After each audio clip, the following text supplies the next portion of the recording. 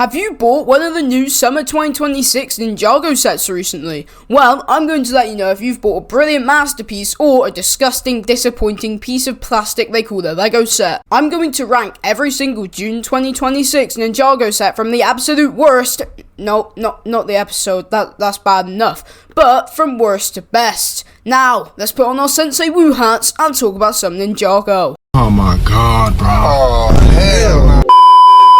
In 10th, we have the X1 Ninja Charger. I'm saying this with all the truth in me, but this set might be the worst Ninjago set of this entire calendar year. If you picked up this set and bought it, I will call Master Chen myself to deal with you. Just remember what happened to Zane. This set has multiple reasons to hate it. I'll start off with the not so obvious £70 this cost you for a car. Are you actually serious? Bro, I could get like 4 of those Lloyd pullback cars from last year, and for that price, I'll have you know, it's actually more fun to play with, unlike the first and worst addition to this car nobody asked for. You know what? It's not all that bad. It comes with an exclusive figure, right?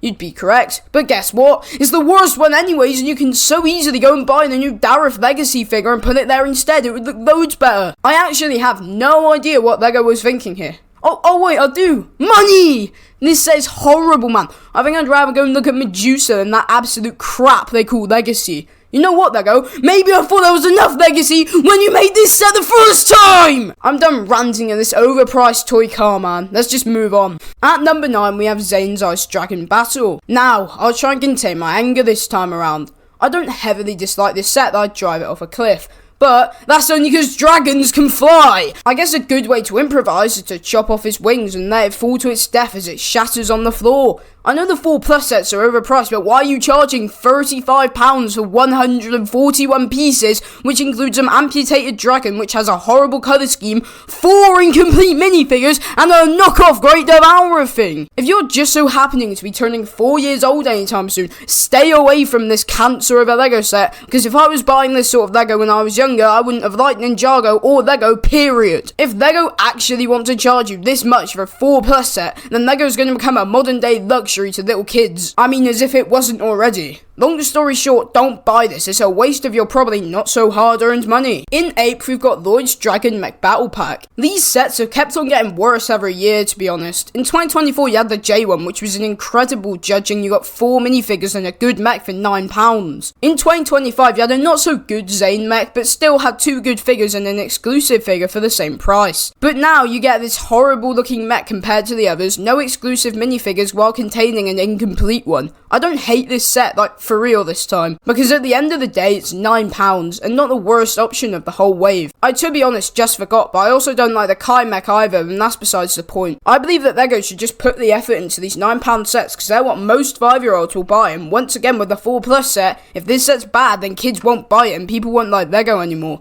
So, it's not the worst set out there, but just make an improvement for next year's edition, Lego, please. In 7th, we have Kai and Cole's Combiner Vehicles. This set is fine. Like, that is all it is. Fine. The vehicles are nothing special, to be honest. They have this like mix and match play feature I know for a fact nobody uses. I guess they look okay, but I don't really know why this isn't all added to the land bounty set, as it probably would just fit better there, because they are literally used alongside the land bounty in the teaser anyways. The figures are once again fine, no exclusives, but I do like the ice monster, to be fair. There isn't really much else to say about this set. £25 for this set's about right, so props to Lego for knowing how to price their product, I suppose. There is literally nothing else to say about this set, so once again, it's fine.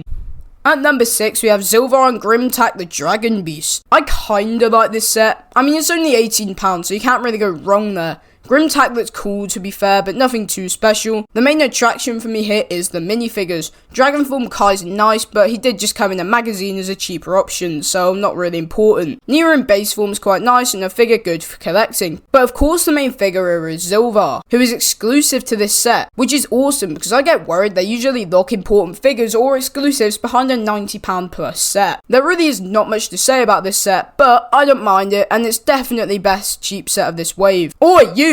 Before we get to the top 5, subscribe now or Master Chen will sneak into your bed at 3 AM. I'm not joking. Do it! In at number 5, we have Wildfire's Transforming Dragon Mech. This set is one I really liked at release, but since sort of lost my interest for.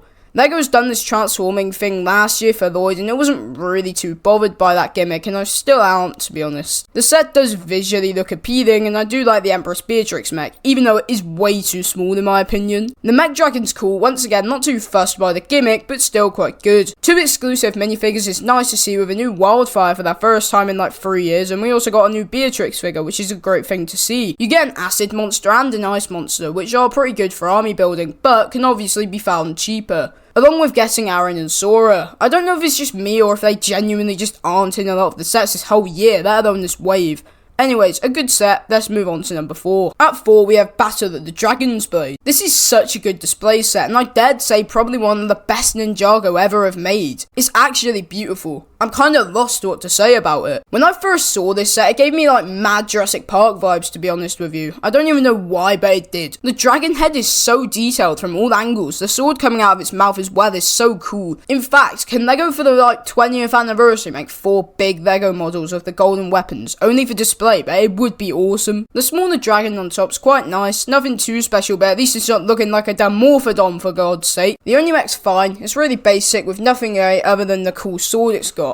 The minifigures are good as well, including Jin and Mira, who are in all of the Legend sets, Master Ivo, who I'm pretty sure is exclusive to this set, and an Oni Warrior, who's not great, but hey, it's something. So overall, a beautiful set which I'd recommend to any Lego lover. In 3rd, we have the Ultra Dragon Battle. So just remember everything I said about how the last set was one of the best displays of all time, and just paste all of that into this set and double it. This set is absolutely phenomenal. The huge Ultra Dragon is actually insane. I love the colour scheme, I just didn't know a whole load of plastic could give off such aura, if you get what I mean. The Great Devourer is pretty decent. My complaint about it is, I wish it was bigger, to be honest. That's always something I've wanted from Lego, is a huge Devourer set, so Lego, please. The minifigures are also pretty good, with Jin and Mira once again. Nate, who I absolutely love, I don't know why, he just looks really sick, to be honest. You also get an Oni General, which is okay. Not a huge fan of these new purple designs for the Oni, but they're not too bad. My concern with this set is the price here. For quite a beautiful set, you do have to pay £180. It's the most expensive set of the wave, and to be honest, I understand not many people, including me, who are going to pay that price for this set, and it's fair enough. I will say, I think it's good for the price, but £40 more, and I'd rather get City Set or Temple City, but that's just me. So, very good set. I'd recommend it to anyone who has that money to spend, but if not, you could probably just pass this one. In 2nd, we have the Land Bounty. This is by far the most nostalgic set of this entire wave. In 2019, I believe it was, I remember getting the original Land Bounty as a gift, and I can say this now, it was my favourite and still is my favourite Ninjago playset of all time. I could probably make a whole video on why I love that set, but that's going off topic. This Land Bounty seems a lot more streamlined, if that makes sense. It looks a lot more detailed than the original. I love the tilted angle that the flying bit sat at.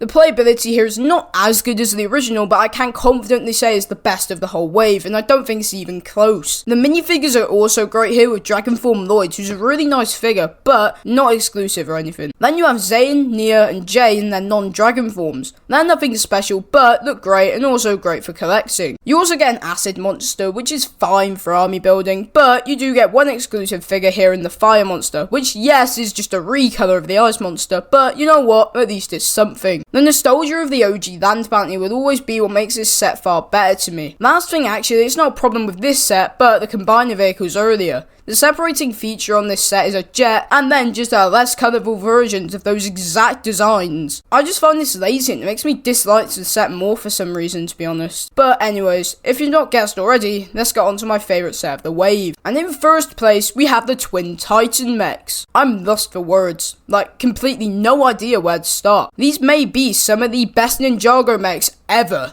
There's 2 of them, not one phenomenal mech, but 2. Both are incredible to play with and have an incredible articulation pretty much everywhere.